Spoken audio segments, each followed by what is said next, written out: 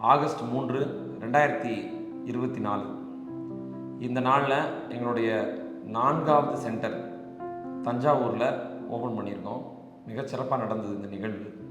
இந்த நிகழ்வு எப்படி நடந்தது, இதற்கான மையப்புள்ளி எங்கேருந்து ஆரம்பித்தது அப்படின்றத நான் யோசித்து பார்த்தப்போ, நான் 2013 சென்னையில் மருந்தில்லா மருத்துவம் 6 டாட்ஸ் ஹெல்த் என்ஹான்ஸ்மெண்ட் சென்டர் அப்படின்ற ஒரு சென்டரை ஆரம்பித்து கடந்த ஒரு 10 ஆண்டுகளுக்கும் மேலே நிறைய பேருக்கு சர்வீஸ் பண்ணிக்கிட்டு இருந்தோம். அதில் சென்னையில் 2 சென்டர் இருந்துச்சு எங்களுக்கு. அது இல்லாமல் மதுரையில் இப்போ கடந்த ஒரு 2 வருஷமாக நாங்கள் சர்வீஸ் பண்ணிக்கிட்டு இருந்தோம். மொத்தம் 3 சென்டர் ரன் ஆகிட்டு இருந்தது. இதில் இந்த 2 சென்டர் போயிட்டு இருக்கப்பே என்னுடைய மைண்டில் வந்து இந்த ஒரு ஒரு அருமையான தத்துவத்தை நமக்கு புரிந்ததை நிறைய பேர் கொண்டு போய் சேர்க்கணும்னா நம்மளாக மட்டும் வச்சு அதை பண்ணால் முடியாது. நம்ம வந்து கொலாபரேட் பண்ணி நிறைய பேரோட சேர்ந்து பண்ணால் மட்டும்தான் இதை நிறைய பேர் கொண்டு போய் சேர்க்க முடியுன்ற ஒரு புரிதல் எனக்கு இருந்துச்சு. ஆனால் இதற்கு எங்கே போனால் இதுக்கு தீர்வு கிடைக்கும், என்ன பண்ணணும் அப்படின்றத நான் தேடிக்கிட்டே இருந்தேன். அது ஒரு மனதில் ஒரு பாரமாகவும் எனக்கு இருந்துச்சு. அப்போது எனக்கு கிடைச்ச ஒரு அமைப்பு தான் திரு தயாளன் ஐயா மூலியமாக சிட்டாசிஸ் அப்படின்ற ஒரு தமிழ் வணிகம் இதற்கான ஒரு தொழில் மன்றம் சென்னையில் இருக்குது. அதில் குரலோவியம்ன்ற அணியில் என்னை அறிமுகப்படுத்தினாங்க. எந்த ஒரு எதிர்பார்ப்பும் இல்லாமல் நான் அந்த அணியை போய் என்னன்னு பார்த்துட்டு வந்துட்டு இருந்தேன்.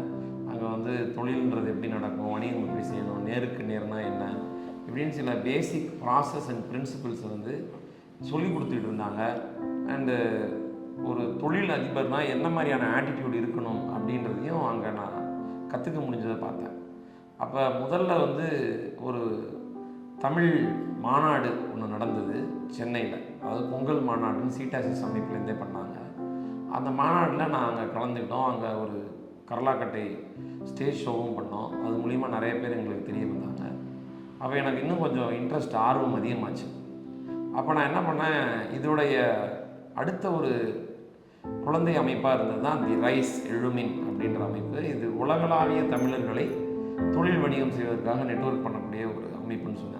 சரி, என்ன பண்ணுறீங்க, இதில் என்ன பண்ணுறாங்க பார்ப்போம் அப்படின்னு பார்த்தப்ப 6 மாதத்திற்கு ஒரு முறை வெளிநாடுகளில் சம்மிட் நடக்கும். அந்த சம்மிட்டில் நீங்கள் போய் கலந்துக்கிட்டிங்கன்னா அங்கே இருக்கக்கூடிய தமிழர்களை நீங்கள் வந்து பார்க்கலாம் அப்படின்னு சொன்னாங்க. சரி, ரொம்ப ஒரு நல்ல கான்செப்டாக இருக்குது. நம்ம வெளிநாடுலாம் ஏதோ 1-2 இடத்துக்கு போயிருக்கோம். பட் இது மூலிமா நம்ம போய் நம்ம பண்ணோன்னா வெளிநாடுகளில் நம்ம எதாவது பண்ண முடியும் அப்படின்ற ஒரு ஆர்வம் இருந்தது. பட் அதற்கு கொஞ்சம் முதலீடும் தேவைப்பட்டுச்சு. அப்போ என்ன பண்ணலாம்னு நான் யோசிச்சுட்டு இருந்தேன். பட்டு அந்த டயத்தில் வந்து துபாய் இந்த பாம் ஜுமேரான்ற இடத்துல ஒரு மிகப்பெரிய மாநாடு நடத்துகிறாங்க அப்படின்னு சொன்ன உடனே நிறைய மெனக்கெடெல்லாம் எடுத்து முதல் முறையாக நான் கொஞ்சம் பொருளாதாரமாக சில ப்ரிப்பரேஷன்லாம் பண்ணிக்கிட்டு நான் வந்து இந்த ஈவெண்ட்டுக்கு போகிறேன். அங்கே தான் நான் வந்து திரு கத்தார் மகாதேவன் ஐயாவை முதல் முறையாக வேனில் நாங்கள் எல்லோரும் ஒரு தங்குற இடம் ஹோட்டல்லேருந்து உட்காந்து 1 மணி நேரம் அந்த பாம் ஜுமேரான்ற இடத்துக்கு ட்ராவல் பண்ணுறோம். அப்போ எல்லாருமே அவங்கவுங்களை பற்றி அறிமுகப்படுத்துகிறாங்க, நான் என்னையை பற்றி அறிமுகப்படுத்துகிறேன். சிலருக்கு சில சமயங்களில் வந்து சில பேர் பேசுகிறத மேலே ஒரு ஈர்ப்பு ஏற்படும், அவங்க மேலே இருக்கக்கூடிய ஒரு மரியாதை நமக்கு வரும். அப்படி எனக்கு ஒரு தனித்துவமாகவே அந்த துபாய் மாநாடு நான் போயிருந்த போது எனக்கு பட்டார். அப்போ அதிலிருந்து எனக்கு கத்தார் மகாதேவன் ஐயாவோட தொடர்பு இருந்தது. அவர் மூலிமா மகேஷ் ஐயாவோட நமக்கு ஒரு நட்பு கிடைச்சிது. அப்புறம் அங்கே இருக்கக்கூடிய சக்திவேல் ஐயா, அதுக்கப்புறமா விக்னேஷ் ஐயா, இப்படி நிறைய பேர் கத்தார் டீமே எனக்கு ரொம்ப பிடிச்ச ஒரு டீம்ன்ற மாதிரி ஆக ஆரம்பிச்சது. ஸோ நான் துபாய் சம்மிட் பயணித்தேன். அங்கே என்ன நடந்ததுன்னு பார்த்தேன், திருவிழாவை. அப்புறமா அதுக்கு அடுத்த சம்மிட் வந்து மலேசியாவில் அரேஞ்ச் பண்ணாங்க. அதுக்கு நடுவில் சென்னை ஹில்டனில் நடந்தது. அதுக்கடுத்து ஓமானில் நடந்தது.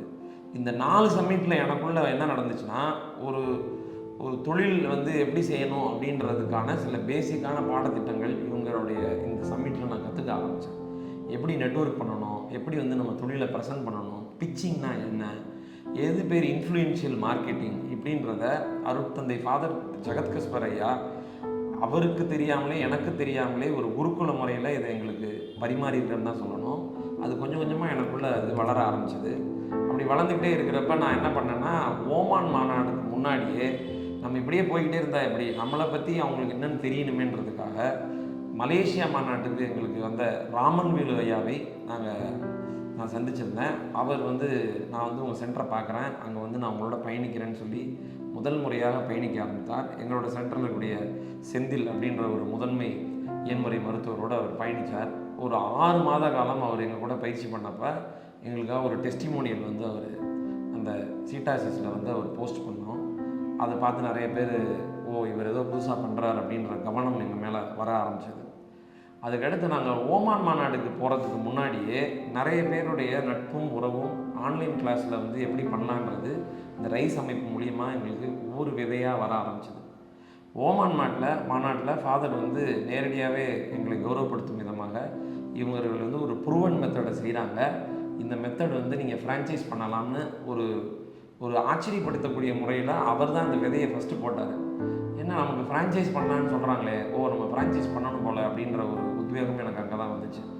அதற்கடுத்து ஒரு தீவிரமான ஒரு பயணத்தோடு தாவோஸ் மாநாடுன்றதை 2 ஆண்டு காலம் அவங்க தயார் செஞ்சு இப்போ ஜூன் மாதம் 2024 நடத்துனாங்க. நிறைய முன்னெடுப்புகள் எடுத்து அதுக்கு நாங்கள் கோல்டு ஸ்பான்சராகவும் போய் என்னுடைய அண்ணனையும் டாக்டர் ஏஆர் கார்த்திகேயன் அவர்களையும் கூட்டிகிட்டு போனேன். என்ன எதிர்பார்ப்போட நான் கூட்டிகிட்டு போனேன்னா, இந்த தாவோஸ் மாநாட்டில் நம்மளை பற்றி எல்லாருக்கும் தெரியப்படுத்தணும், நிறைய பேருக்கு நம்ம அதை கொண்டு போய் சேர்க்கணும், ஃப்ரான்ச்சைஸ் பண்ணுன்ற எண்ணத்தோடு போனேன். பாருங்கள், நான் ஜூன் மாதம் போகிறேன், இப்போ ஆகஸ்ட் 3ஆம் தேதி ஆகுது. ஆனால் இந்த 4 சமிட்டில் என்னோட பயணித்த கத்தார் மகாதேவன் ஐயா எங்களுடைய பயணித்து படிப்படியாக உறவு, நட்பு, அந்த நட்புக்கு மேல் நம்பிக்கைக்கு மேல் நாம் இணைந்து தொழில் செய்யலாம் அப்படின்ற ஒரு உறவு வந்து எங்களுக்கு இந்த ரைஸ் அமைப்பு கொடுத்தது. இது மூலியமாக எங்களுக்கு வந்து இதை நம்ம சேர்ந்து பண்ணலாம், நீங்கள் நல்ல கான்செப்ட் பண்ணுறீங்கன்னு அவரும் பர்சனலாக எக்ஸ்பீரியன்ஸ் பண்ணி அதுக்கப்புறமா அது ஓகேன்ற ஒரு கமிட்மெண்ட்டுக்கு வந்தோம். இது எல்லாம் சேர்ந்து தான் இந்த ஆகஸ்ட் 3ஆம் தேதி தஞ்சை ராஜராஜ சோழனுடைய மணி சுடக்கூடிய இந்த நாளில் இது வந்து அரங்கேறியிருக்கு. இதற்கு நடுவில் இதற்கான ப்ராசஸ் எப்படிலாம் போயிருக்குன்றத சைக்கலாஜிக்கலாக ஒரு ஆண்டர்ப்ரனர்ஷிப் அப்படின்ற ஒரு ஸ்கூல் ஆஃப் தாட், ஒரு மேனேஜ்மெண்ட் ஸ்கில், ஒரு ஆண்டர்ப்ரனர்ஷிப்புக்கான ஆட்டிடியூட், இது எல்லாமே எனக்கு ரைஸ் மூலியமாக நிறைய என்ஹான்ஸ் ஆகிருக்கு. நான் சந்திக்காத நபர்களை சந்திக்க வைக்கிறது, பெரிய பெரிய நிறுவன தொழில் ஆளுமைகள் எங்களை நோக்கி உற்று பார்க்கிறார்கள். இந்த ஒரு magnifying limelight of entrepreneurship வந்து கொடுத்தது ரைஸ் அமைப்பு தான். இது உண்மையிலேயே ஒரு நீண்ட ரைஸ் ஸ்டோரியாக இருந்தாலும் கத்தார் மகாதேவன் மற்றும் சீட்டாசி சுந்தரேசன் ரைஸுக்கு சென்று எவ்வாறு இவர்கள் இருவரும் இணைந்தார்கள் என்ற ஒரு விஷயம் கண்டிப்பாக நமது சென்னை மாநாட்டுக்கு வரக்கூடியவங்களுக்கு ஒரு முக்கியமான பதிவாக இருக்குன்றதுக்காக தான் இதை நான் உங்களுக்கு சொல்லியிருந்தேன். நீங்கள் கண்டிப்பாக சென்னை மாநாட்டுக்கு வாங்க, எதிர்பார்ப்பு இல்லாமல் வாங்க. கண்டிப்பாக நீங்கள் நினைக்காத அளவுக்கு நிறைய பலன்கள் கிடைக்கும், நட்பு கிடைக்கும், தமிழுடைய உறவுகள் கிடைக்கும். அதுக்கப்புறமா அந்த நம்பிக்கை வரும். அப்புறமா கண்டிப்பாக உங்களுக்கு பிஸ்னஸ் கொலாபரேஷன் நடக்கும். கொலாபரேஷன் தான் நமக்கு சக்ஸஸ் ஸ்டோரி. இது ரைஸ் நமக்கு கொடுத்துருக்கு. எல்லாருக்குமே இதுக்காக நன்றி. ஃபாதர் ஜெகஸ்கஸ்பருக்கு நன்றி, பெரிஸ் மகேந்திரவேல் ஐயாவுக்கு நன்றி, டெல்டா செந்தில் அவர்களுக்கு நன்றி. இப்படி பல பேர் எங்களோட இதில் எங்களை ப்ரொமோட் பண்ணி எங்களோட பயணித்து பலனடைஞ்சிருக்காங்க. தொடர்ந்து நாங்கள் பயணிப்போம். வாய்ப்பிற்கு நன்றி.